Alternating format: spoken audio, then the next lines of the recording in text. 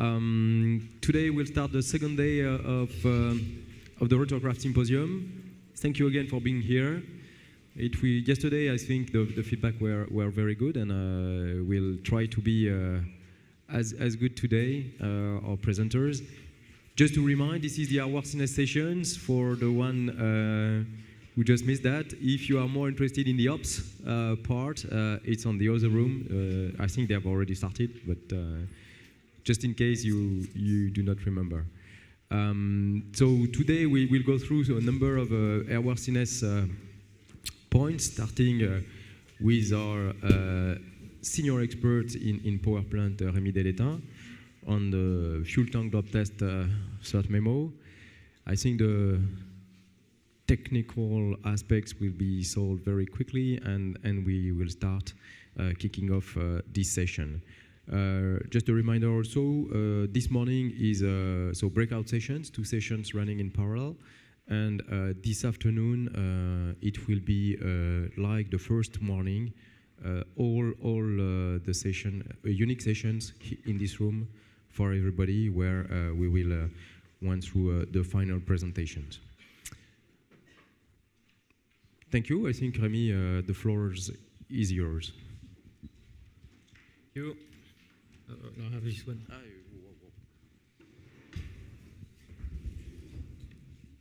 Good morning, everyone. So I'm Rémi Delétain. I'm senior expert for power plant installation on fuel systems. Christian Géry, who had some urgent matters, helped me to build this presentation, and I will have a great pleasure to entertain you on this topic. So the topic is to give you some heads up on the development of a certification memorandum for fuel tank drop test. We'll come back on the background, on the requirement behind that, but there are several aspects that we will trace into this certification memorandum. We are having some experience, and we are willing to share this experience with you. So there are some practices in place, and there are some topics such as angle of impact, multiple tank testing, impact surface, the free drop, the use of simulations. They are recurring topics, and we will put some words into this certification memorandum. On the background, so the crashworthiness is, Rotorcraft crashworthiness is quite a topic. It involves structure, seats, and obviously the fuel tank. In service experience, rather recently, shows even some attraction again on this compliance activities. It's a real contributor to the reduction of post-crash fire. And it's also now becoming, for some situations, a commercial argument. The fuel tank drop test is not a new requirement. This is something that entered into force somewhere around 1994. It's still a big activity. It's a major project risk for applicants. It's a major activity for us as a certifications. There is a lot of discussions on these activities. The test that is placed into the rule today is intended to be a standard test and not mimic any operational or any specificity of any rotorcraft. So we'll discuss how we maintain this standardization or standardized test, and this is one of the aims of this certification memorandum. So just a recall of the rule, the 29 and 27 is provisioned with 952A. There is a drop 8. Those figures that are quantitative are part of the rule, not even in VSE or AMC. The impact of a surface has to be non-deforming. The tank must be filled with 80% of water. The test specimen should include in-tank equipment, so we are looking not only at the structure but also the systems that are provisioned within the tank, but also in the surrounding structure. The tank has to be dropped freely, and the horizontal impact must be within a given tolerances of plus or minus 10 degrees. The pass-fail criteria is very simple: no leak. There is a provision for some small seepage when we are looking at the vent of the fuel vent. Okay? But this is a test that is required, and the pass-fail criteria is no leak over 15 minutes. So this certification memorandum, as initially said, will address some of the topics that we are discussing on a recurrent manner. Anytime we have a new type certificate activity, every time we have a design change where 952 compliance is involved, even part of STCs when there are some equipment installed on the surrounding structure. So this is quite a requirement that leads to some discussion. So the idea here is to allow to share some of our views with the community. As you're probably aware, there is already a certification memorandum that has been published. It has been commented. We have the action to answer the comment received.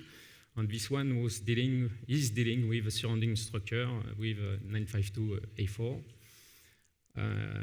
Probably in the future, in order to avoid to have multiple certification memorandum, we will aim to get only one certification memorandum gathering all the problematics on the fuel tank drop test. So this is a certification memorandum, so it's not a new interpretation of a rule, it's not a new mean of compliance definition, it's not a new rule-making exercise. Angle of impact is a subject of discussion because the specimen has to impact the non-deformable surface within a plus or minus 10 degrees.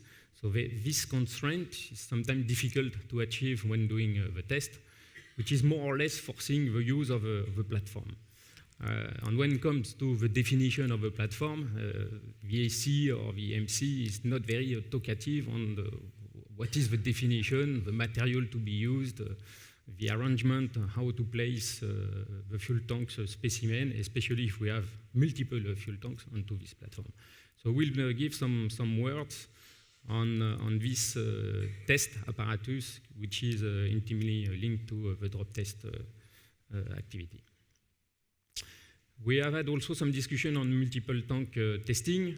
So besides the fact on how do we fulfill this 80% of water presence into the fuel tank, there is also, in case of a multi-tank drop test, how those tanks installation is represented on the platform.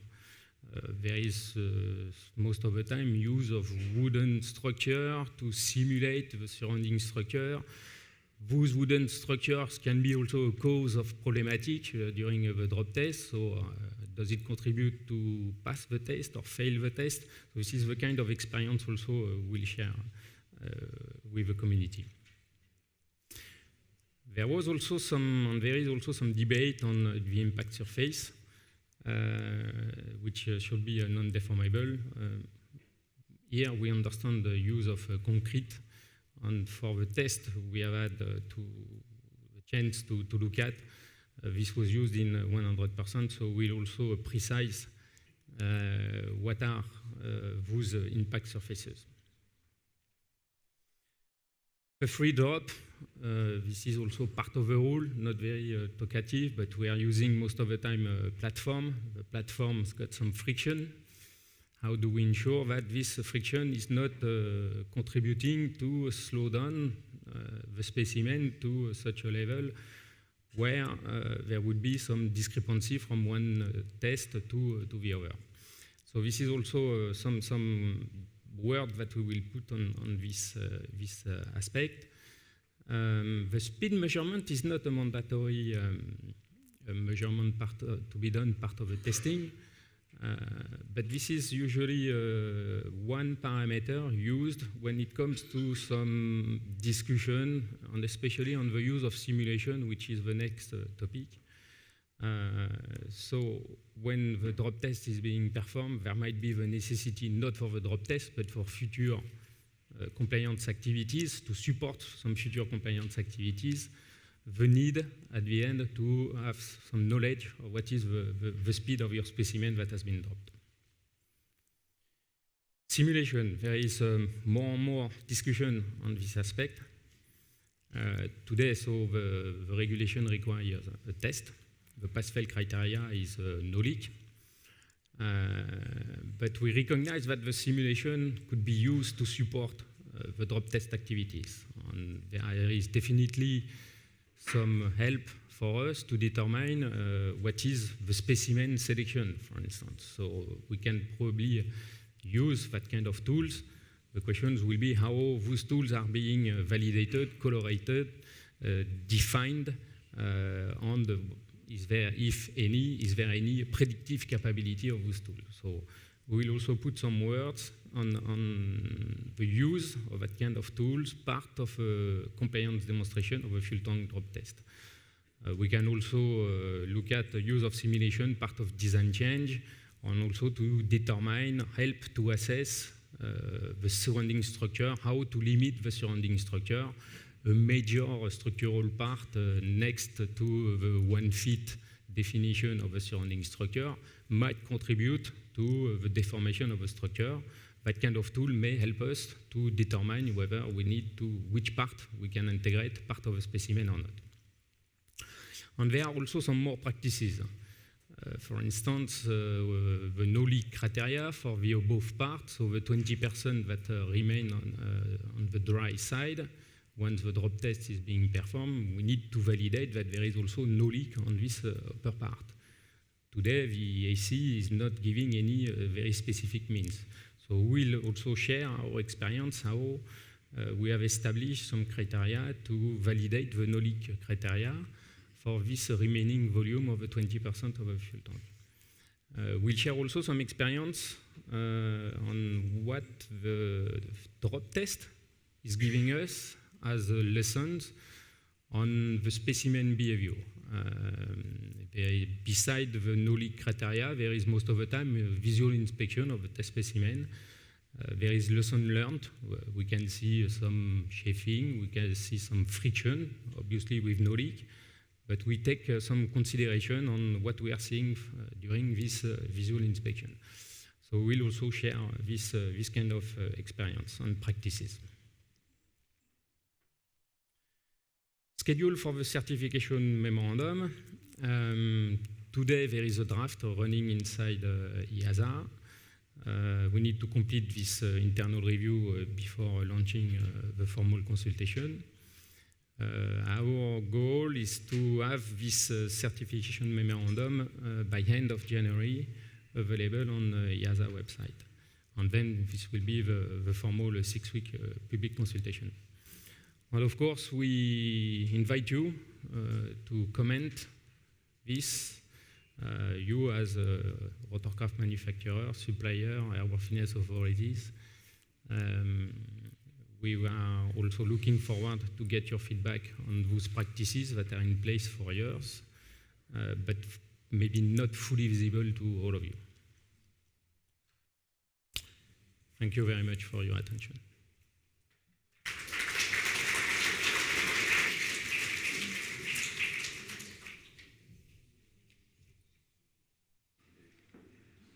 We are now welcoming on stage Erdris Erenson from EASA and Michelle Smith from Bell Helicopter Textron. They will present on the subject of Rotorcraft bird strike working group and an update on the bird strike regulation evolution.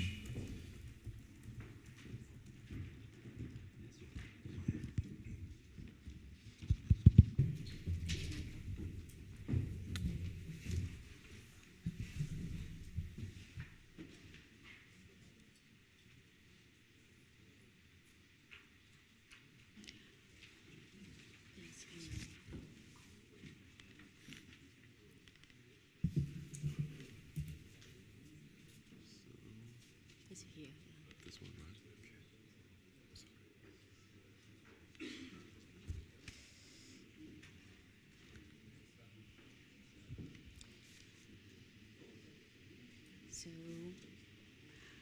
who's monitoring the screen here?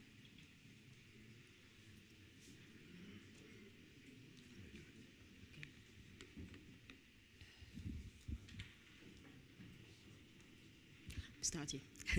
Good morning. I'm Airworthiness Horizon Structures Expert at EASA in the Rotorcraft Department for Certification, and I'm pleased to present this subject with Michael Smith. Michael was a senior manager in civil certification and manager in dynamics at Bell's Helicopter Textron. Michael is also one of the chairmen of the group. So last year, at the 10th Symposium, I had indicated that the working group had a challenging time schedule of 18 months to complete this task, and we are now at the end of the process. So we are ready to share a couple of information with you, but first of all, I will remind the content of the rule for the non-specialist. So between 1993 and 1996, the EU and US certification requirement has been amended with a bird strike protection rule only for Part 29 rotorcraft. And this requirement was aiming at ensuring continuous safe flight and continuous safe flight and landing for Category A rotorcraft, safe landing for Category B rotorcraft, following an impact with a 1.1 kilo bird, which is about 2.2 pounds, at VNA or VH, whichever is lesser, up to 8,000 feet. So no bird strike protection requirement was planned for Part 27, and 20 years after, we have an increase in number of reports with birds impacts, and this elevated risk of potential injuries and serious injuries and fatalities to occupants and substantial damage to the rotorcraft has raised some concern in certification authorities and also in the aviation community. So in March 2016, the FAA has tasked the ARAC to advise on rulemaking activity that could allow to improve rotorcraft safety. And the Rotorcraft Bird Strike Working Group has been set to provide by the end of 2017 recommendations on this issue. And we have 10 tasks here. But the core work was actually in task 1 through 5. So the group was tasked to advise on what airworthiness standard should be established for the newly type certificated Part 27 rotorcraft in task 1. I think I have a pointer. Yeah. And we had also to evaluate if the existing standard that became law in November 1993 for JAR 29 Amendment 0 and in August 1996 for FAR 29 Amendment 40, if this requirement is sufficient for Part 29 rotorcraft when we know that there is an increase in population of heavy birds. So this is task 3.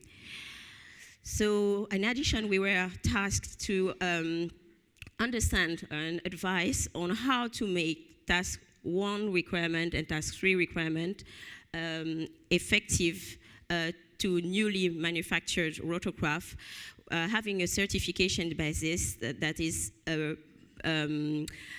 before the current rule came into force, actually. So for the pre-amendment rotorcraft. So we had also to consider in task 6 non-traditional bird strike protection technologies, and task 7 to 10 are actually supporting tasks for this activity, like define cost-benefit analysis to support decision and safety improvement. Also, policy and guidance to implement those decisions.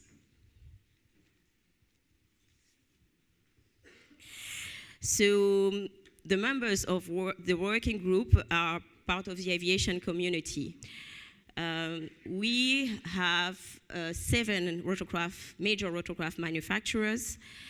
Bell Helicopter, represented by Michael. Airbus Helicopter, Sikorsky, Leonardo, Robinson Armstrong, MD Helicopters. We have 2 operators, Air Methods, and Corey Cummings is co-sharing the working group with Michael. We had Blue Hawaiian Helicopters, 2 Helicopters Association, the Airborne Law Enforcement Association, and HAI. We had 1 windshield manufacturer, GKN Aerospace, and they are voting members. FAA and EASA participated. We are non-voting member. I represented EASA. And also the USDA, the Department of Agriculture of the US, did a great job because they gave us the initial point for this study, which was the US database.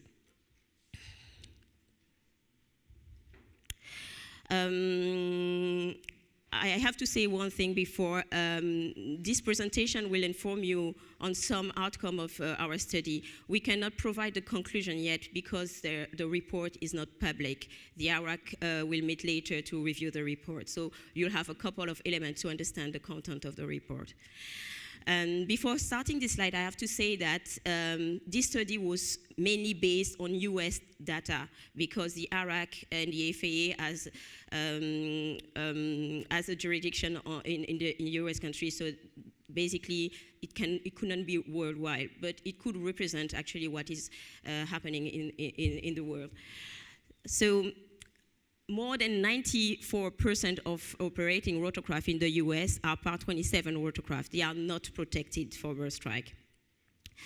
And the number of Part 29 rotorcraft flying in the US and having bird strike protections are fairly limited.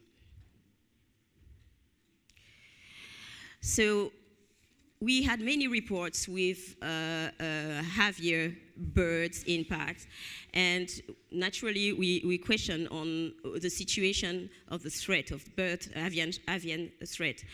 So studies show that there is an important growth rate in the population of large and medium-sized birds in North America.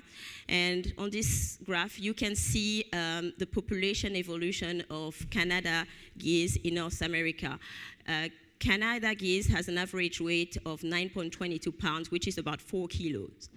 From 1986 to 1996, you can see a substantial growth in the Canadian goose population.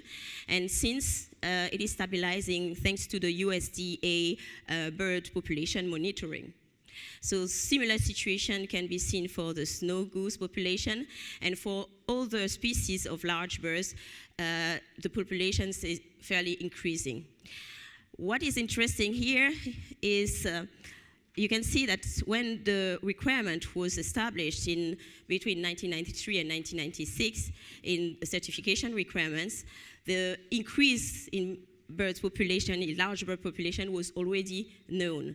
And despite all the bird weight considered in the requirement was set to 1 kilo.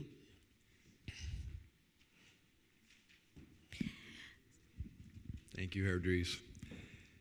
The National Wildlife Strike Database is maintained by the U.S. Department of Agriculture. And you wonder, why is it not called bird strike? Well, it includes deer, cattle, coyote, and other things that strike aircraft. And you may kind of wonder, how does that happen? Well, sometimes those planes in Alaska take off and there's not a fence that keeps that coyote from running across the runway. On helicopters, it's not so much runway dependent. We'll talk more about the airport issue in just a minute. The first task that we had to do was we had to look at what was the strike issue. When you looked at the bird strike population, it just looked like it was just growing tremendously, and wow, what was going on? Prior to 2009, the average reported strikes were around 25 per year. That's this range. And that's suddenly we had an order of magnitude, went up to 223 strikes per year after 2009. So what was causing that? Was the bird population growing? So that was the first task we had to look at, is understand what was causing this. And there were things that started popping out of the data. First of all, in 1996, the average went from 14.5 strikes reports per year to 30. So it doubled in 96. It doubled, and it stayed pretty consistent until 2009. And in 2009, we had two major events that had a massive increase, massive impact on bird strike reporting. The first was in January 4. A rotorcraft took off and struck birds. The bird, a hawk hit the windshield. It caused a shock, caused the throttles to detent, knocked down on an S-76, and that one fataled, and nine people died. So that was January 4th, and that was stunning at that point. And then 11 days later, we had the miracle on the Hudson, when a flock of Canada geese took down an Airbus plane in Atlanta, ditched into Hudson. While that's not a rotorcraft event, it is an aviation event that caused tremendous visibility of the problem of bird strike. Annual reporting rates started moving up dramatically. And so following 2011, the reporting rate has stabilized.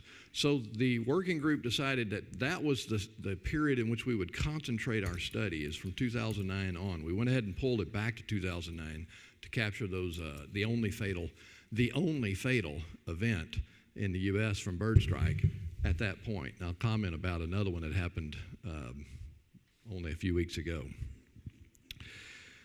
So following this, we concentrated this 80. This is an 86-month period, but I want to emphasize we looked at all the data, all the way back as far as the database contained, to analyze those results. But when you draw conclusions, when you underreport, it skews the data. For example, the average bird mass went down. Can you imagine that? We're just showing that the bird mass, the larger birds were growing. Why would the bird mass go down in the average reporting? Because when you have a little bat, which by the way is not a bird, it's a mammal, when you have little bitty bird strikes, it just didn't get reported. Now all of them started, well, we would like to say all of them, but more birds get reported, and as a result, the average mass actually went down. So it's an interesting statistic. So in what phase of the flight do helicopters strike birds? Well, it turns out it's very different than when on airplanes. The overwhelming majority of the bird strikes occurred en route. That's when you have your highest kinetic energy, is when you're flying from point A to point B. Not during climb out, which was significant. Certainly not during takeoff and departure and takeoff or descent. It was a tremendous quantity. Two out of three bird strikes are en route. 85% are covered by the climb out, the en route, and the approach for both Part 27 and Part 29 helicopters. Well, that's different than what fixed wing encounter. Fixed wing are mostly during takeoff and around the airport. Most of them around the airport. That's not the case for rotorcraft. Rotorcraft generally operate at lower altitudes, and so as a result, en route is still a threat. So I'm going to talk about radars later, but remember this, that at airport is not the problem. It's en route for helicopters.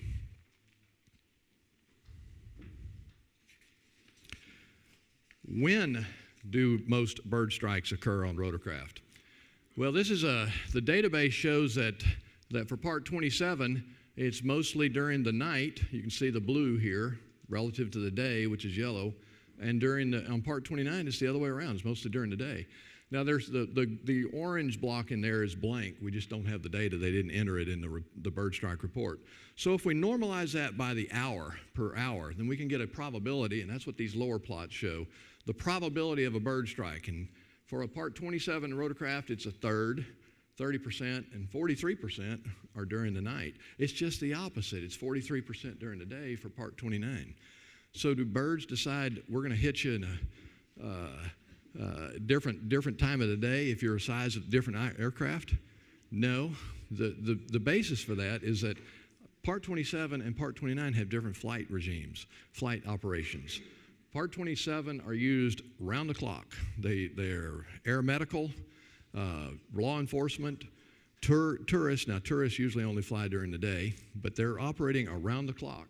Part 29 is mostly used in energy. And I got to go back. It was a surprise to me when I looked at the percentage difference between Part 27 and Part 29. Less than 6% of the rotorcraft are Part 29.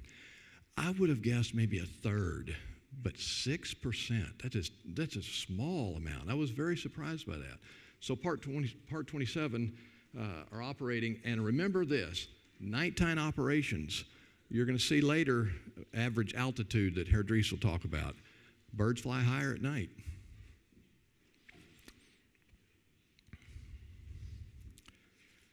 Okay, so what do they usually hit?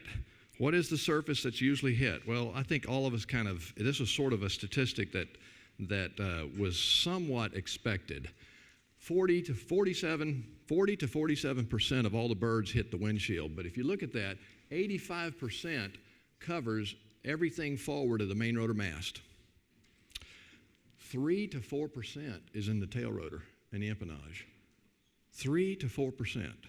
That's not where you're going to, if you want to dig for taters, you want to put your shovel in where the taters are, and that's not where the taters are.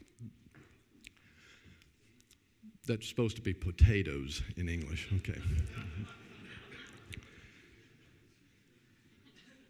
It is distinctly, the windshield is by far the largest area hit. So if that's the case, if it's really the windshield, how well is the rule? The rule requires that while a bird can penetrate through the chin window, the nose, the eyebrow window, other areas, the only restriction is that it cannot penetrate into the cockpit through the windshield. I know maybe in Europe I should call it a windscreen. In the U.S. it's called windshield. Here it's called windscreen. If there's any confusion, I'm going to say windshield. Okay. The windshield is the predominant thing that's hit. 40 to 47%. It's about half. About half of all bird strikes hit the windshield. Now let's take a look. For those rotorcraft that are not compliant, in other words, not certified to 631, a third of them penetrated. How about on those aircraft that were certified? Exactly zero penetrated. And that is a statistically significant statement that the rule is effective, that the rule is keeping birds off of flight crew if it's certified to 631. That is important, okay? That is an important statement that because you always wonder, is the mass right? Is the bird strike mass correct? Is the velocity correct? Is the criteria correct? In the database, there was 0 reported incidents over a 21-year period from 1996, when it became law, to when we were doing our study. So what we did, the working group, bird strike working group, decided to take the safety tiered approach. Andy Shaw showed us the safety continuum yesterday. And this is adapting that same approach, taking a safety tier. In this case, risk is assessed by the number of occupants on board. This is pilot and passenger, total occupants. 1 to 3 would be the first tier, 4, 5, 6 would be the second tier, and 7, 8, 9. So for a Part 27, tier 2 and 3 are about evenly split. But there's only about 16% of the population's in this smaller category. On a Part 29, 74, 4, and 22 is 100%. 22%, 1/5 of the Part 29 helicopters are already compliant to 631. Of this block, they're almost 97% of 97%, 97% are a lot of percentages on here. Of these helicopters have 16 or more seats, so that most of this group is up here in this one. So of the remaining that are not, if I take this 74, this is 5%, 95%. This is the bulk of it right here, the 15 that are not compliant. So this is a view of how we were going to look at applying the safety criteria for Part 631, and we took that approach and laid that in there as a template for evaluating, assessing bird strike resistance.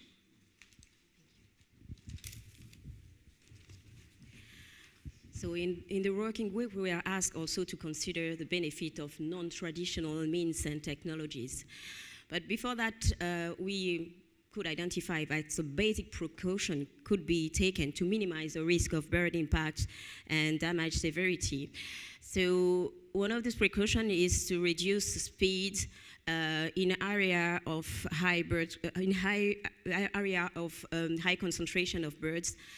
And why? The left-hand side graph, I think on your right actually, is showing that naturally a bird will have a tendency to try to avoid collision with a rotorcraft flying at low speed because it will have more time for detection. So we have also identified that research could show that most of the impacts are happening above 80 knots. And the database could show that 3 out of 4 bird strikes on Part 27 rotorcraft happened above 80 knots. So 80 knots is a good figure to follow as a speed, a maximum speed in area of bird concentration. As another parameter that could mitigate the risk. I have to say before that also naturally it's not rocket science. To reduce the speed will also reduce the damage criticality because of the kinetic energy involved in the impact. So second parameter is altitude. Altitude matters. So the Bird Strike Working Group recommends to increase altitude as quickly as possible and practical. So here you can see that 93% of all bird strikes occur below 3,500 feet. And this graph, extracted from a Dr. Richard Dolbear study dated 2006, show that the presence of birds, so the threat, declines 32% for each 1,000 feet in altitude above 500 feet. So basically, in other words, it's quite unlikely to have bird impact at a very high altitude.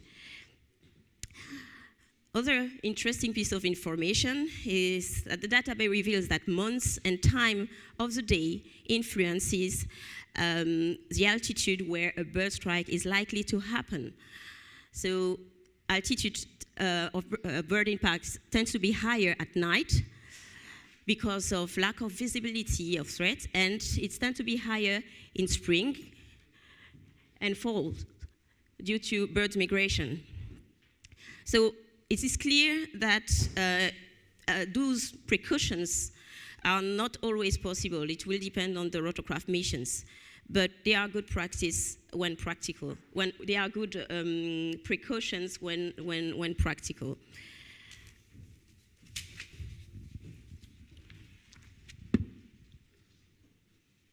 Fly high, fly slow when you're low. Lighting. Lighting is another non-traditional means that we evaluated in the research that has been done in aircraft lighting. It's advancing. There's quite a bit of research continuing, and this is an area that will be improving. But already the research shows, and it's Dr. Blackwell and his 2009 paper, showed that if you turn on your taxi lights for continuous or your landing lights, continuous operation when practical, and I have to say when practical because our airborne law enforcement personnel on the working group made it clear that the law enforcement was not going to do that. They don't want to fly with their lights on. It messes up their night vision goggles. So when practical, fly with your lights on during the day, continuous operation. His research also showed that there was a distinct improvement if you had a 2 hertz pulse of the lights when it's cloudy and overcast type of conditions. So operating that gives the bird an early warning. Now keep in mind what's happening here. The bird sees the rotorcraft as a threat, but it doesn't detect it until it's so far away. If it's coming at a very high rate of speed, the bird initiates evasive maneuvers, but can't get out of the way. And so if you slow down these cameras that are on board, particularly for the tour operators, you can see the bird initiates this panic of trying to flap and move right as it's hitting the windshield.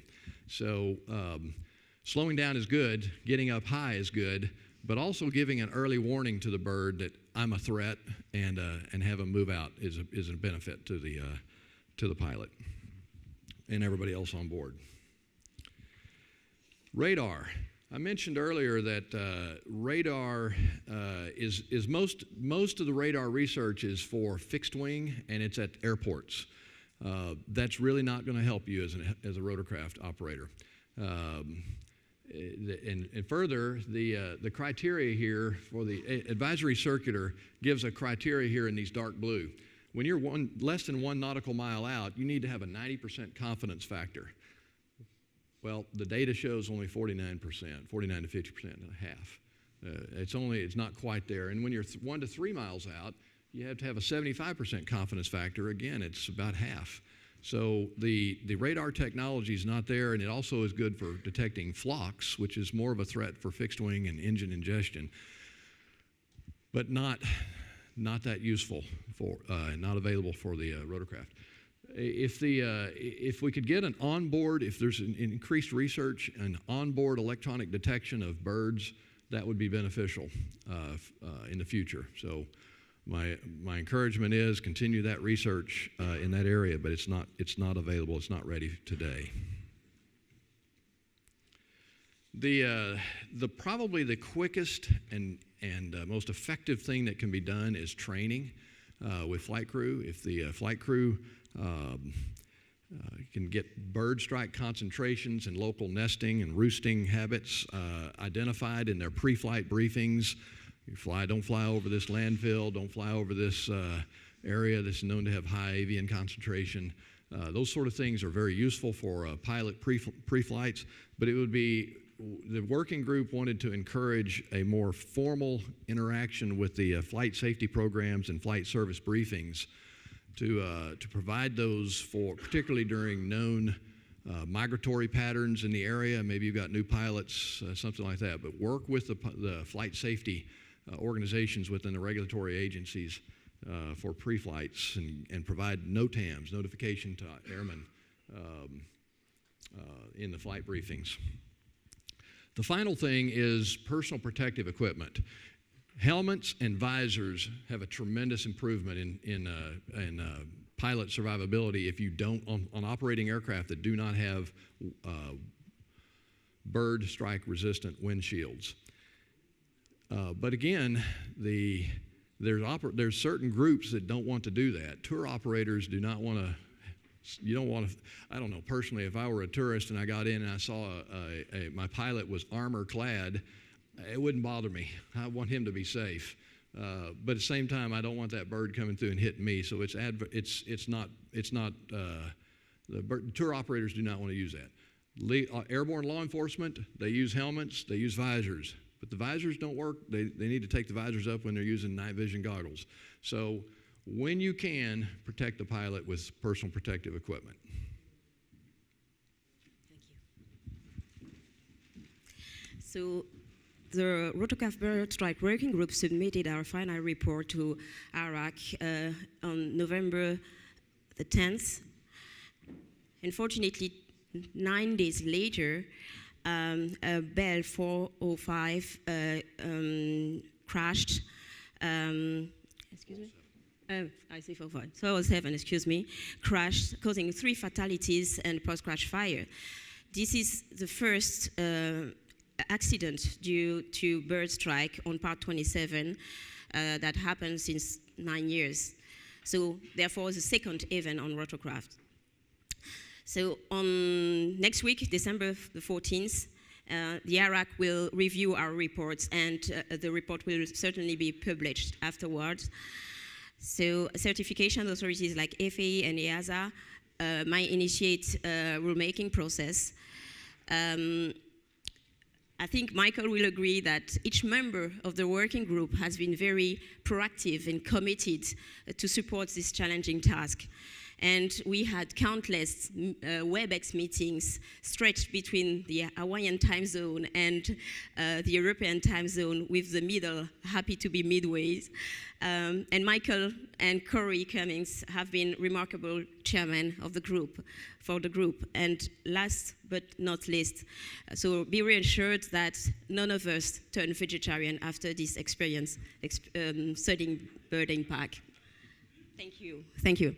Thank you. We have one final slide for your enjoyment.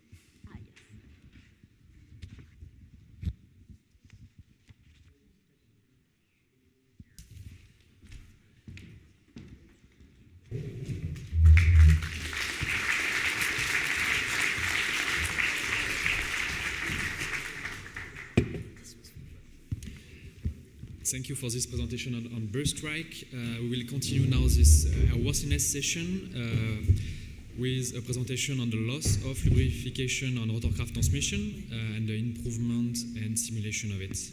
I'm welcoming on stage Michel Weigand and Mohamed Farouk from the University of Technology of Vienna, Austria. So, thank you very much. Good morning. Before we get started, concerning your presentation, I just remembered that once the Pt.1 was promoted with the motto, "Even birds are jealous." Maybe that's the reason why they attack helicopters now.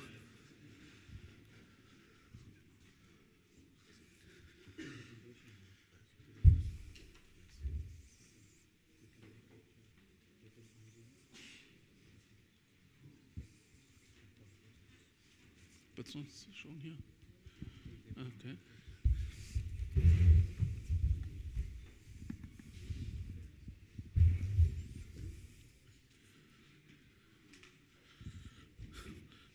So, good morning now. Again, thank you for the invitation and the opportunity to give a presentation on our activities of loss of lubrication. Here you can see what you can expect in the next 20 minutes. As I assume that most of you, when thinking of Vienna, do not primarily think of gearboxes and drive shafts for helicopters, I will give you a short overview about our activities, our premises, which are really in the center of Vienna. Afterwards, Mr. Farouk, a PhD student, will show some activities in our new research area of tribology, which means friction and wear. First results also. And finally, some remarks of me about some improvements or thoughts, approaches concerning simulation and calculation for that topic, and also some remarks to the NPA 2017-7. So this is an overview about our activities in teaching.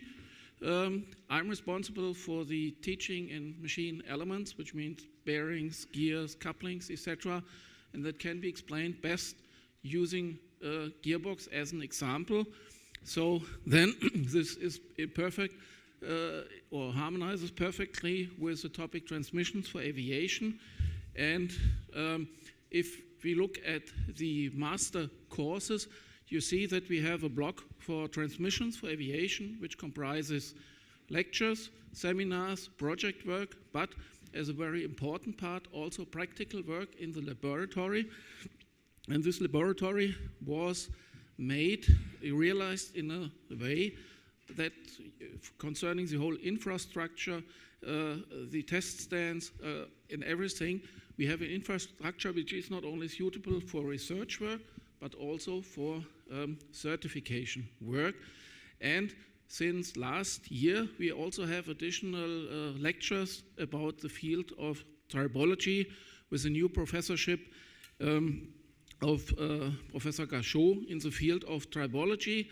And probably beginning of 2019, we will also have a new professorship for aviation, working on the system level, which is founded by our ministry. Here is a short overview about our, say, network scientific communities. Most important for us, the research organizations for drivetrain technology, which is on one hand the German-speaking Forschungsvereinigung Antriebstechnik in industry-driven research field, and the corresponding American Gear Manufacturers Association. We are also a member of American Helicopter Society and also the Austrian Aeronautics Industry Group, which means we have a pretty close link to our industry. We are concerning IFA, I will remember later, and a special field, a little bit of hobby, is air rescue. As I'm working on ground ambulances as a volunteer, we also have some activities in flight rescue. Maybe some of you have seen on the Helitech the Concon of the Austrian company Heli, a new solution for the compartment of helicopters. This was done in close collaboration with us. We have now a pretty close link to the Austrian Excellence Center for Tribology, which is located near Vienna. It's about 180 experts for tribology, and the link is via this professorship for tribology, and what Mr. Faruk will present was mainly done there. This is a view in our laboratory, which as a main part has a 20 to 7 meter soundproof test cell, which is pretty flexible. We can make either one large test room or several small. So let's look in some of these test cells. Here you see a test stand for tail drive shaft. Here using the original tail shaft of the EC-135 or now H-135. Investigations were done concerning the measuring of temperature and vibrations on the bearings of the tail rotor shaft, because this is very difficult on the helicopter itself, because you can measure temperature and vibration, but the conditions are constantly changing, and it's very difficult to measure the load, because this comes only from the deflection of the tail boom. This is our largest test stand, which simulates the tail drive of your about medium-sized helicopter like the EC-135.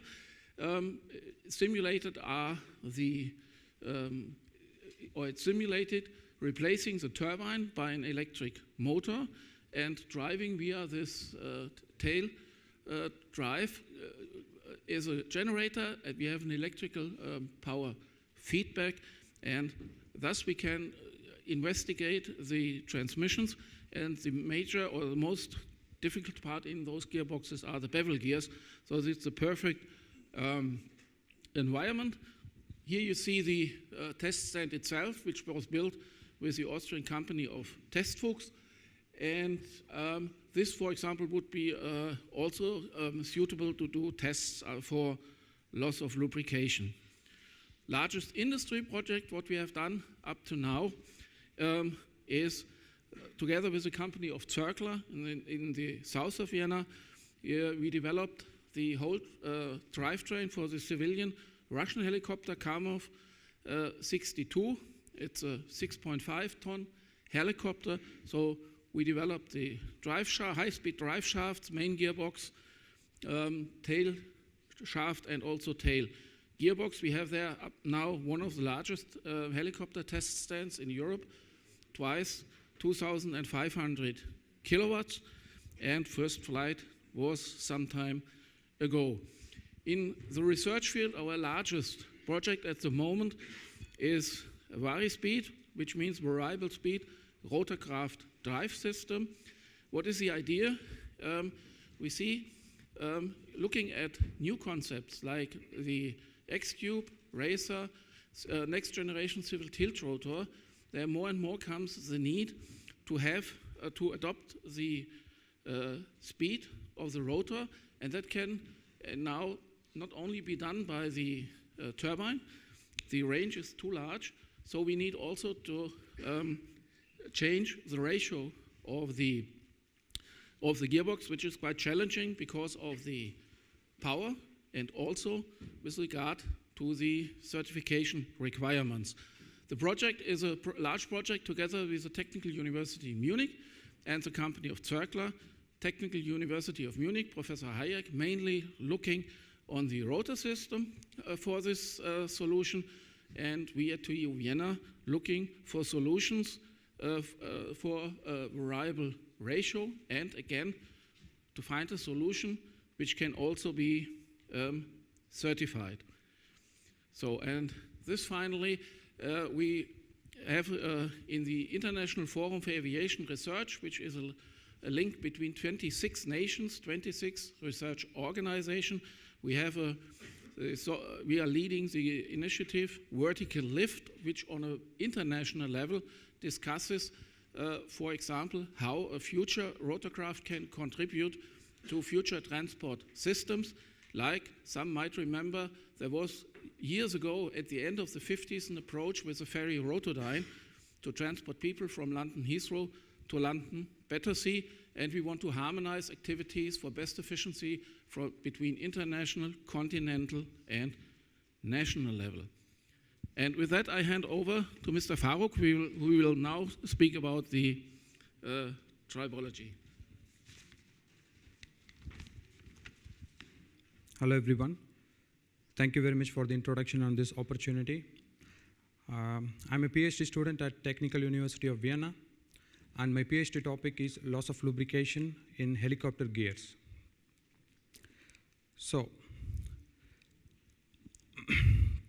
since past few decades, the loss of lubrication in rotorcraft transmissions has been investigated significantly, particularly in helicopter rotorcraft systems. It is one of the severe events which usually leads to the complete damage of the rotorcraft transmission systems. Therefore, there are such legal requirements such as certification specifications to evaluate such complex systems under loss of lubrication situation or condition to have a safe flight at least for 30 minutes from the time the perception of low oil pressure from the flight crew. And this test has to be validated at least twice or for 2 repetitions. So what happens when a lubricant is lost in the system or in a gearbox? In order to explain this question, I would like to briefly explain about the lubricants and their functions. So a lubricant is used in any machine systems to prevent, or it helps to prevent a direct metal-to-metal contact and to clean the metal contact from the contaminants, and more importantly, to transfer the heat away from the metal surfaces. If imagine when a lubricant is not available in the transmission system, or if a loss of lubrication event occurred, the transmission systems are exposed to 3 critical or severe damage criteria at the same time. So this is more important when it comes to certification or so. What does a lubricant consist of? A lubricant is mainly 80 to 90% composed of base oil, and the remaining percentage is composed of additive compounds. So what are the functions of these additive compounds? The addition of additive compounds in any lubricant oil enhances the existing property of a lubricant or add a new property to the lubricant, and also it suppresses the undesirable property of any lubricant. So now we have to look into the additive compounds more importantly, because these additives are active compounds which have the tendency to react with the metal surfaces either by physically or chemically bonding to them. When a loss of lubrication event occurred, these additives still act as a residual lubricant, protecting or forming a protective layer over the metal surfaces. And how long this protective layer lasts is a question here, which has to be researched further. So here is a table where there are numerous types of additive compounds which are used depending on or according to the nature of the application, such as engine oils, hydraulic oils, or gear oils. So who are the players in the additives? So what elements that makes the additive compounds? Among the few elements, it is evidently found that the presence of phosphorus, sulfur, zinc, calcium, and boron are the main additive elements that are added in a lubricant oil in order to form certain compounds depending on the operating regime of the transmission systems, such as temperature, pressure, etc.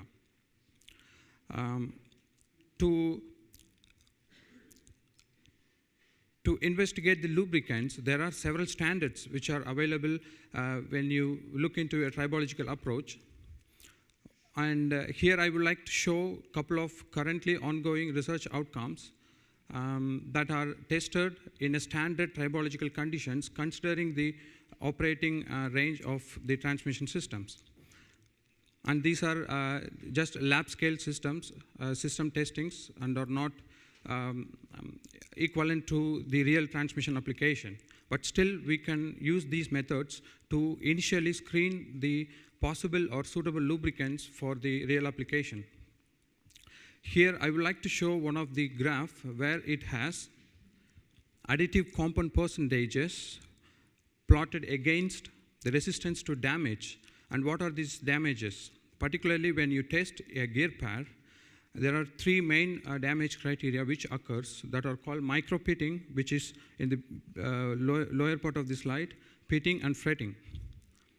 So we chose certain lubricant oils which are currently available in the market, such as turbine oils, the first three, automatic transmission fluid, and piston engine oil. So we have found that after testing, when we observe the result, that the less additivated turbine oils have very low resistance to the formation of such damage criteria. But when you see the automatic transmission fluid and the piston engine oil, they have superior performance under lubricated condition. This is not loss of lubrication condition. So how do we know these lubricants perform under loss of lubrication condition?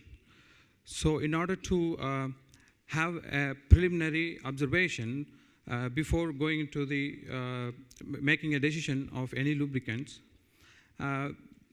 we did a very basic tribometry test under standard condition using aerospace graded materials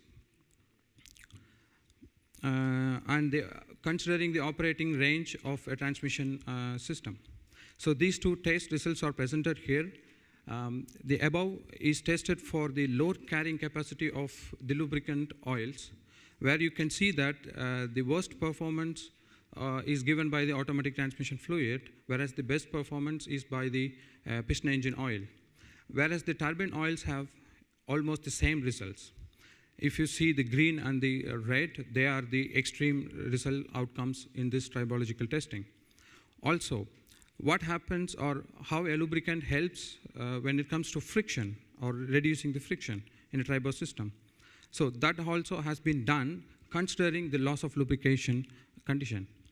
So here you can see the three regions in the below graph where 10 minutes of initial running in with supplying the lubricant and stopping the lubricant at one instant and observing the performance of friction for 30 minutes loss of lubrication time, where you can see the green one, which is a piston engine oil, has showed really a promising result when compared to the turbine oils and automatic transmission fluid. So this is one of the main outcome of the results. So here is the viscosity temperature information, where you can see that the viscosity changes according to the operating regime of transmission system. So what is the holistic approach in having this loss of lubrication project? So we not only look into lubricants, we also consider or extend the research to trying out different materials and tailor the material surfaces to have different coatings or surface texturing, and having all this information, testing tribologically, making some parameters which are useful for giving an input to a computer model where we can have an efficient output just for a reference, and considering the limitations of transmission design. And with all these informations and ideas, we would like to create a loss of lubrication predictive tool at the early design phase in order to help all other departments to have an optimum results. So thank you very much. So, okay, this is an example of a specially treated tail rotor helicopter drive with so-called isotropic superfinishing, which gives, again, a very smooth surface, better performance, and also lower temperatures. And as already mentioned, we want to develop a simulation and calculation tool, because at the moment, to evaluate the loss of lubrication performance, for that you need the gearbox itself, which means you have the prototype, you have the test stand built. If you fail in this test, it's very difficult to have some remedial actions, and then what comes out are additional cooling systems like on the EC225 or the S92. And so we want to have an evaluation tool for the early design phases. And as it was said yesterday and today several times, we think this topic is mainly a safety topic. It's not a topic, so to say, for scientific competition. We are aware that at several points such work is going on, like in Italy, like at NASA, and we would be happy or appreciate if we could. We think that should be a common approach where everybody brings in his competences and ideas, and maybe speaking here at a forum of the authorities. So maybe there could be also a common approach to found such a common research group, which brings me also to the final slide. There is a rule-making task going on, which reviews the CS27, CS29, especially in the subpart E, and we have now proposed amendments which propose, among others, to integrate the lubrication system into the definition of the rotor drive system, because then a design assessment is required, additional material for the advisory circular, revision of the part 927, and maybe not so usual for university, but as we work on this field, we would also be willing and are ready to support such actions. And as I understood already, some steps are underway, and this is, for example, one thing why even as a university we are in contact with EHA. And also concerning the regulations, for us this is very important. Also our ministry, which gives us funding money, always has a big focus that what we do has a perspective to be certified. And for the students, we want to teach them about these regulations, all these authorities, to give them this background as early as possible, because in my understanding you cannot simply make an exam and say I can this. It takes some years to get familiar with this research environment. Okay, this is my final slide. I just thought maybe next time I will take in that place the Pt.1 of the flying bulls. So thank you for your attention. Sorry, we took some more time.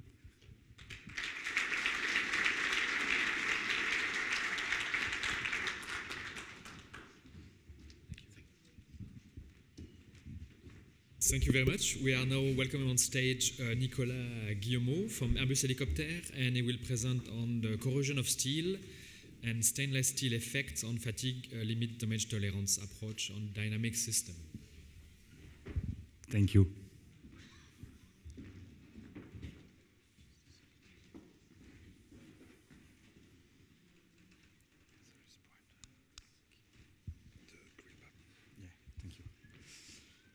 Okay, good morning. I'm Nicolas Guillemot from Rotorcraft department of Airbus, and I will present you our analysis and return of experience on corrosion of steel and stainless steel, in particular on dynamic system components. First, I will present you recent corrosion incidents observed on our fleet, then laboratory investigations and tests, fatigue results on specimen and on full-scale parts before concluding. So the first example that I will present to you is about EC225 ditching and a specific corrosion case on 32 CDV 13 steel. The impacted part is a vertical shaft of the main gearbox, where we found corrosion, which is quite unusual for a part inside a main gearbox. And the consequence is a failure in two pieces of the part because of a crack initiation just here, so close to the welding joint here. And if we focus on this area, we can see a corrosion pit here, and with, on this line, the roughness curve, which allow to determine a depth of 60 microns corrosion pit. So let me present you the scenario detail. We had 4 problems on this part. First of all, it is the swimming pool effect, because when the rotor is turning, we have oil centrifugation here, which is trapped in the inner diameter and unfortunately in the critical area of the part. Then the second issue is about fretting powder, which is created by the wear of the spline just above this area. So when the fretting powder falls, it is also trapped in the same area. Then we have condensation when the rotorcraft is on ground, rotor stopped.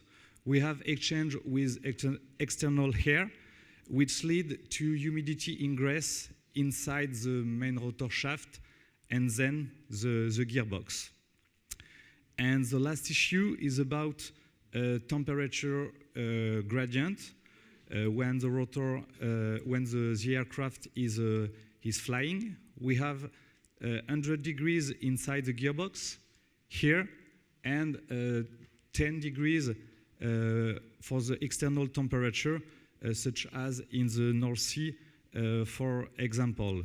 And this humidity flow is also centrifugate in the inner diameter, and it creates a mixture of here fretting powder, oil, and humidity, which generate a fretting powder, a brown fretting powder, which remain sticked inside the shaft.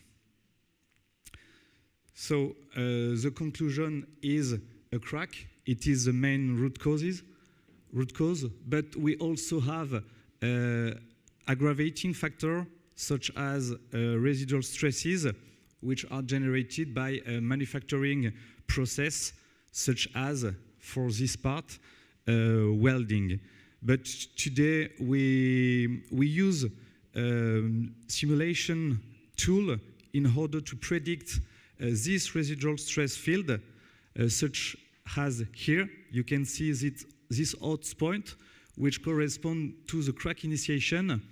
And if we look at the profile of residual stress in the depths, we observe that we have a tensile residual stress here, which is maximum at the depth of the corrosion pit, which is one of the explanations of the crack.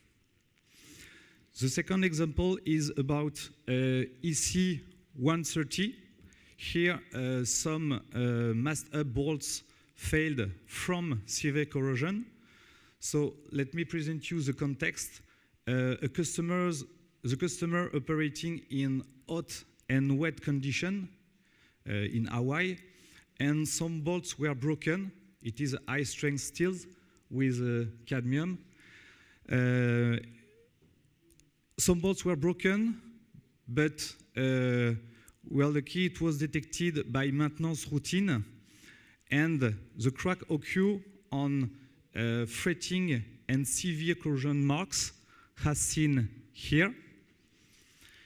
And that's the reason why we launched an important return of experience, and we have the feedback of 415 customers, and among these feedbacks, only 9% only present light marks of fretting or corrosion, which remain much lower than corrosion level of these two incidents occurring with the same customer. Just to remind you a short background, this assembly design exists since 1978, and the Airworthiness fleet flew more than 34 million of flight hours without any significant incident on this bolted assembly up to now.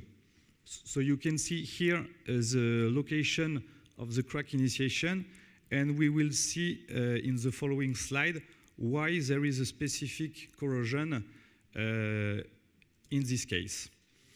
So, after a laboratory investigation, we discover that a customer assembled his bolts with an interface product which is not authorized in maintenance document. In the first case, he installed interface product here in the plane area, which generate a complete loss of torque. And in the second case, under screw head here and in the screw. And it generates a loss of torque higher than 30%. So, as presented by Andy Evans yesterday, I think, you can see that we have to take care about a human mistake.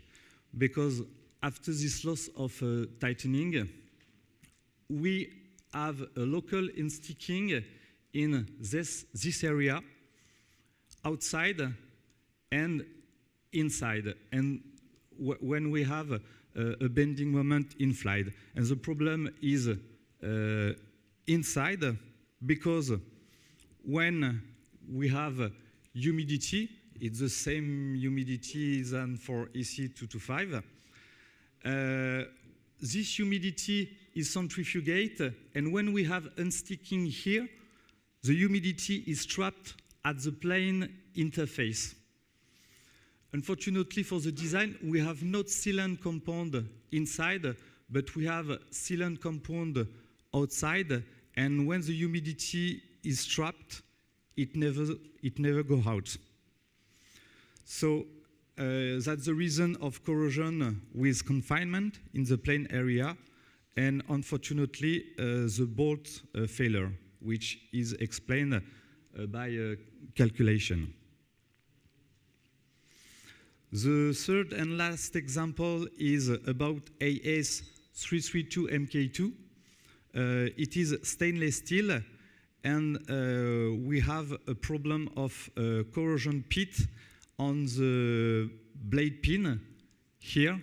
It is the attachment between the sleeve and the blade, and a crack occurs here in the chamfer on corrosion pit 50 micron depth. So here you have the crack initiation location at the bottom of, at the top of the pit. Then I will present you a laboratory investigation, because standard salt spray is not adapted to create corrosion pit. It is only generalized corrosion on high strength steel. And we also try electrolytic polishing, but it is not representative of local roughness. You can see the difference of the two roughness and electropolishing as a uniform topology. To analyze the topology of a fracture area, we can carry out 3D roughness measurement, and after stitching of two pieces, we obtain the global area, and after that, we can measure the depth of the pit. Finally, a specific tool has been developed in order to generate corrosion with appropriate roughness. For stainless steel, the standard salt spray process is not adapted to, because no corrosion occurs. That's the reason why several tests has been done with many methods, and the retained one is based on successive acetic acid attacks. And you can see, comparing corrosion on blade pin and also corrosion with this method, that we have the same topology. That's the reason why we use this methodology for our test today.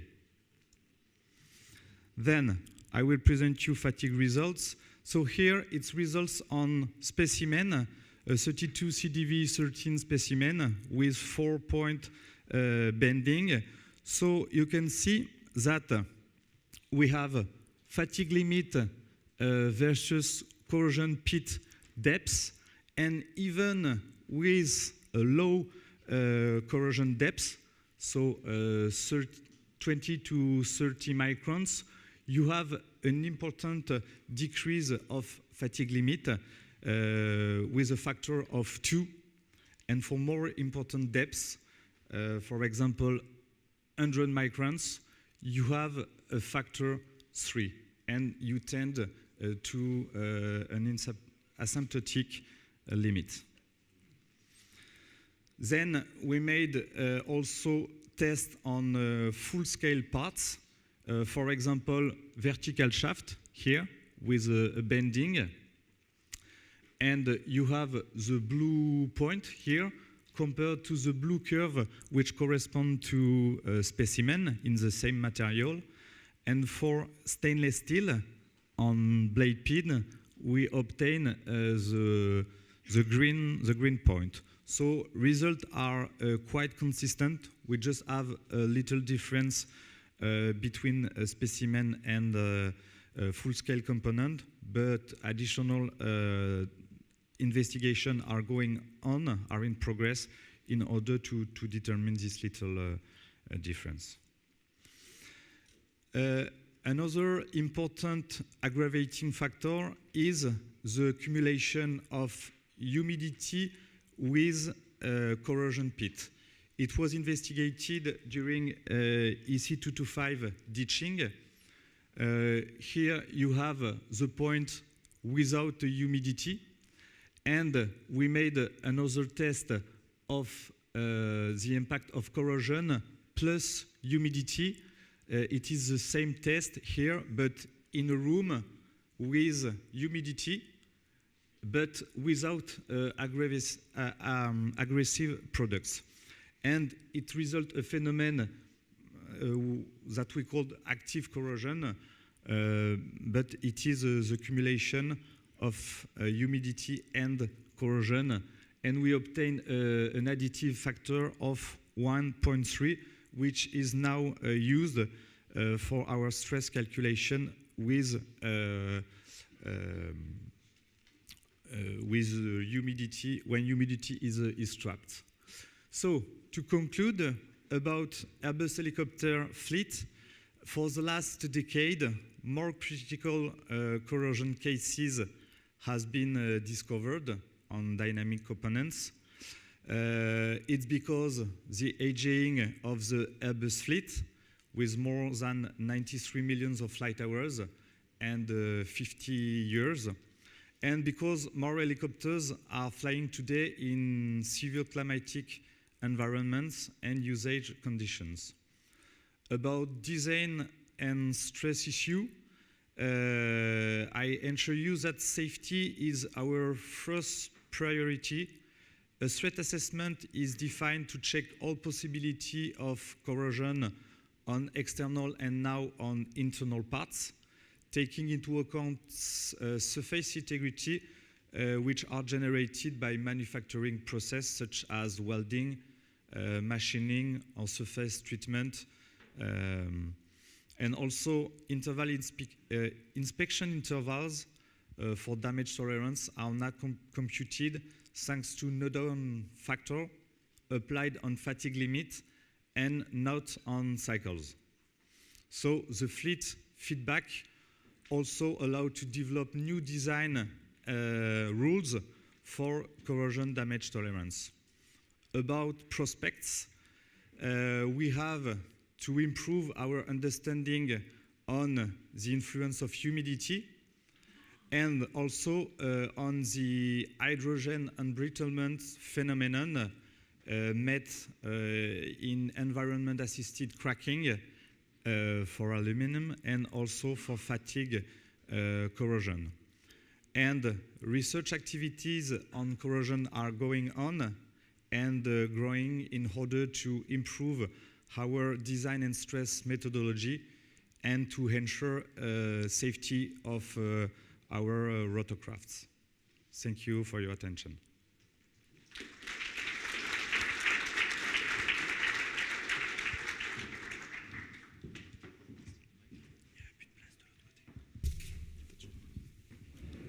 Thank you.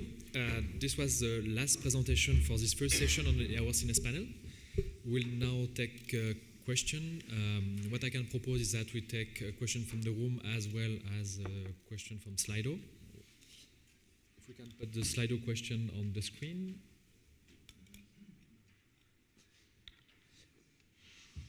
And we have one question there.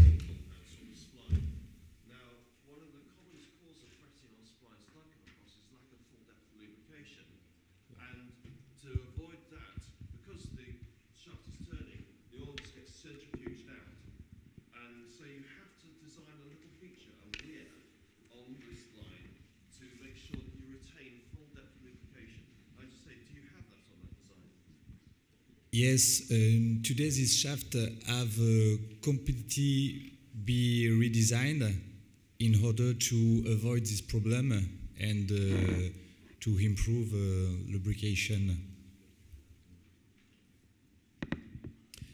Thank you. Do we have one other question from the room? No. If we can put the Slido question on the screen, please.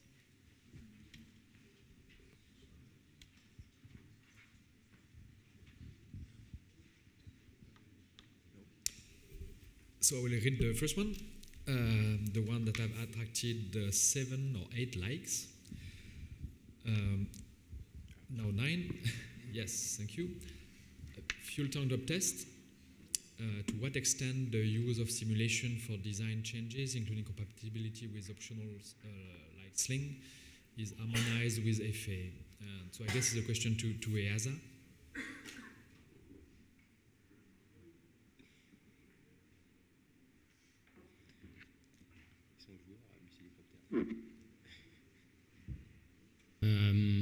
Okay, on that aspect, this is one of the purpose of the certification memorandum, is to initiate also some discussion within our finance authorities for this use of tools in a harmonized manner.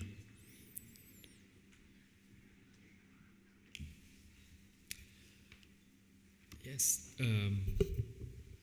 Which parts of the Rotorcraft should be tested for birthright to comply with CS29?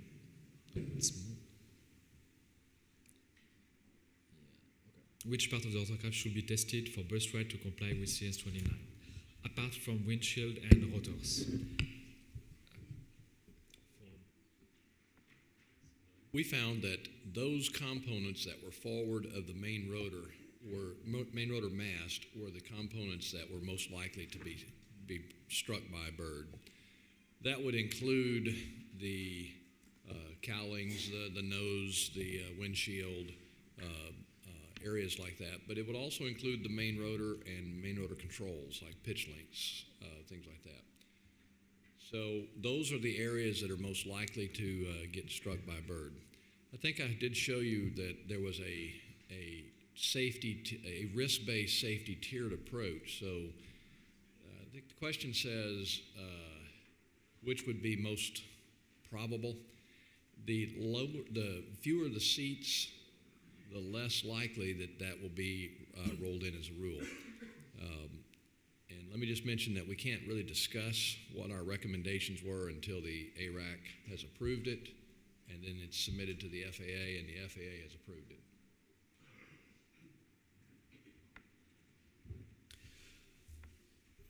So we can continue with a question on burst strike to Adris and Michael. Next one is that I support the increase in burst strike design requirements, but do you have a view on how practicable it will be to comply technologically?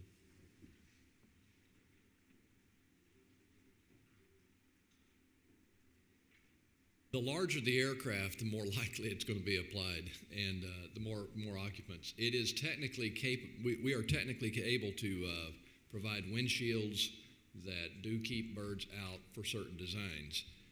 If the aircraft is a small aircraft, it's not just the windshield. It is, or rather, it doesn't matter the size. It is the windshield and the airframe support that supports it. If you strengthen the support, the frame around the windshield, and make it really, really strong, you probably will have a problem with bird strike penetration through the windshield. It is a balancing of the energy and the strain energy that takes place as the bird contacts the transparency, and the transparency begins to flex. If the airframe structure around it doesn't deflect, then it becomes a catcher's mitt, and the entire whole bird momentum is transferred into the structure, or not. It just penetrates through. Remember this: that Newton's second law of motion is F equals ma. Well, if you integrate that, the integral of F dt, the area under the curve, the load stroke, is equal to change in momentum, change of mass times velocity. That change in mass and velocity is a key thing. If you can keep that bird velocity sliding on off the aircraft, then you have not transferred a lot of load to the structure. And that takes a balancing of the flexibility of the strain, of the transparency, and the airframe structure surrounding it. The airframe structure attaching to the windshield is a very key part of that technology. So how technically feasible is it? It's not something that has to, there's no research required. We know what to do. The issue is, can certain existing designs implement, retrofit those solutions into their design, and that's not always feasible. Some of them it's going to be very difficult. It's harder on the smaller the aircraft too. So just make that comment. So Michael, the next one is for you as well, and Adris, still on burst strike and on the database aspects and comparison between US and European data on this. So last year I have presented some data on EU results. And basically, we have at EASA a database on bird strike. So this study, as I said during the presentation, was based on US data. Let's say the US database is much bigger than the EU database. But what we've planned to do is, based on the ARAC report, we will do a project impact assessment at EASA to take the information, the relevant information from the ARAC report and the relevant information from our EU database to see what is consistent, what diverge. And based on that, we will do a project impact assessment to support our future decisions. So EU and US data will be taken into account for future rulemaking activity for sure. I just would like to add about the first question on bird strike on surfaces or items impacted or tested actually and substantiated to bird strike. We have also the duty to consider every system that could be hidden behind structures and to check if they are still functioning after a bird impact. We also have the duty to verify that the impact, the shock, will not make some system non-functioning. So basically, we have to make an assessment of the direct consequence, but also the induced consequences on systems and structures hidden behind the front surfaces. That's a good point, Reese. The S-76 had a bird strike on the center post up near the upper part of the windshield. It was not a penetration, it was a shock pulse that caused a detent of the throttles. Well, had it penetrated through and you had blood matter all over the place, the pilots probably would have figured out, oops, our throttles got hit. But they were so stunned, they looked up there, they noticed the throttles were there. I mean, I don't know what they did. Everybody died on board, but they were unaware of the throttles being knocked out of position because of that. So that is an indication that when a bird strike hits, do your multifunction displays still work? Are your instrument panel, is it all still working? I'm going to make one comment here. DO-160 shock, mechanical shock, is a total joke. If it's a 20G, 20G pulse, 11 milliseconds, 20G pulse is a crash test, right? If you're familiar with section 7 of DO-160G. 20 Gs, oh my goodness, I've shaken my tennis shoes. It's 20 Gs. Oh, that must be huge.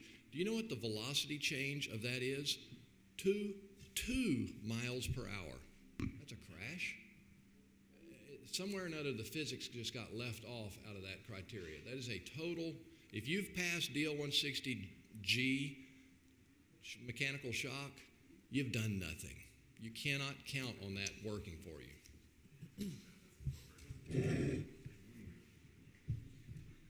That was a clear statement.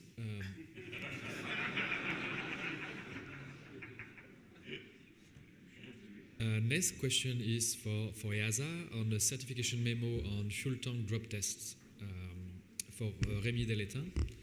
So it appears from the multi-tank system diagram that the tank-to-tank connections are expected to be blocked or are excluded from the test. Can you clarify?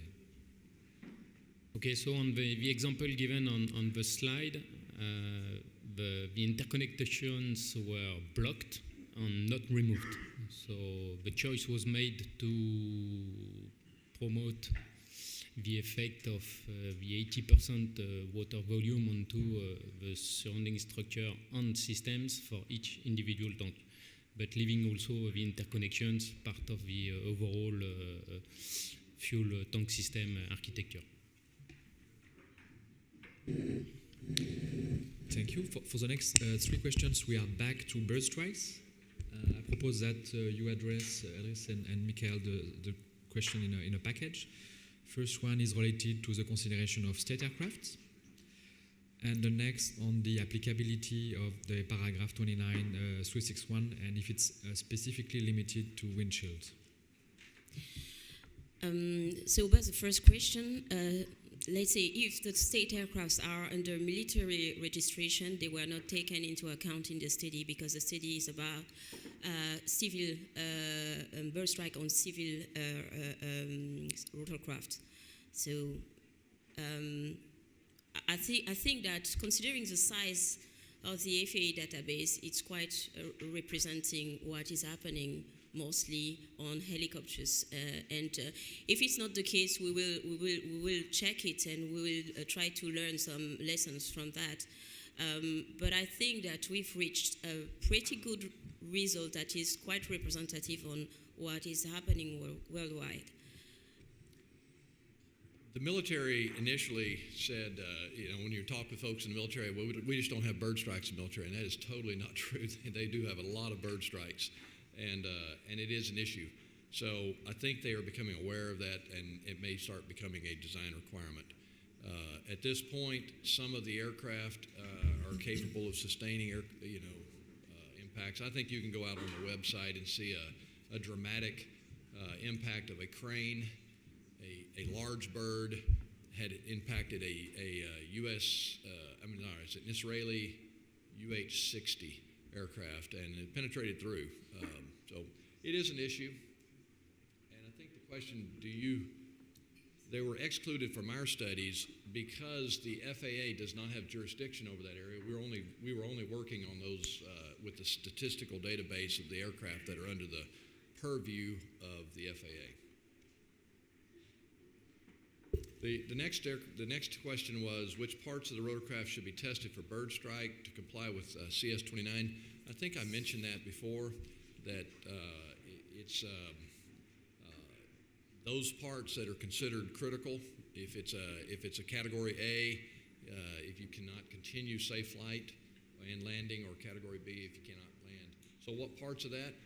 Well, that's something for the regulatory agencies and the designer to go through and evaluate. It should be anything in the nose that would be a flight critical component, certainly the windshield, the main rotor pitch links, the main rotor.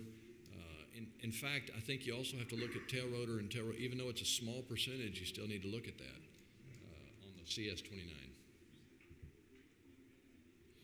I think clearly, I think the overview of impacted parts has been given for information, but the objective is not to reduce the compliance verification that is currently done to test less parts. So clearly not.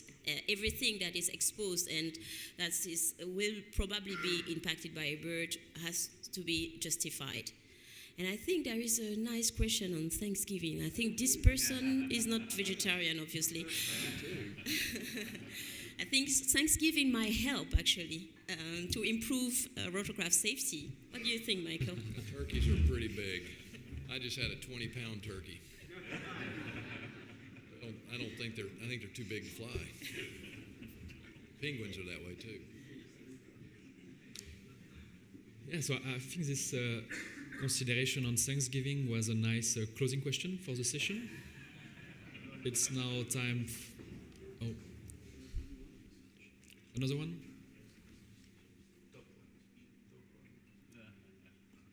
On Thanksgiving.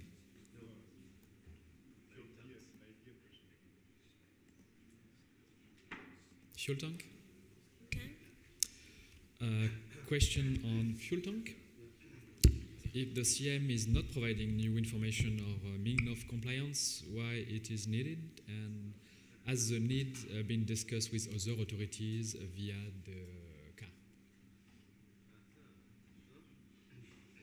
Okay, so the CM will provide new information. As far as I'm aware, there is no guidance for the use of simulation tools for supporting drop test compliance activities. So there will be a new information provided. With regard to the CARP, I guess this is one item that is identified. Maybe Ardris, you can confirm, but Yes, I can confirm that this subject has been identified as a safety emphasis item in the scope of the CARP. So mainly with regards to the surrounding structure to be considered in the compliance verifications. I mean that today the surrounding structure is defined, let's say, to consider, is asking to, the requirement, or the AC is asking to consider structure 1 foot around the tank, forward and after and lateral, and not, there is no indication on what should be considered underneath and above the tank. So we'll not talk about what is above the tank. It's quite debatable. And the certification memo, which has been published already, the S11, is asking to consider any equipment that might be installed underneath the tank and that might be a threat for the fuel system in a major in a crash, actually. So this is what is the subject of the safety emphasis item in the scope of the CARP.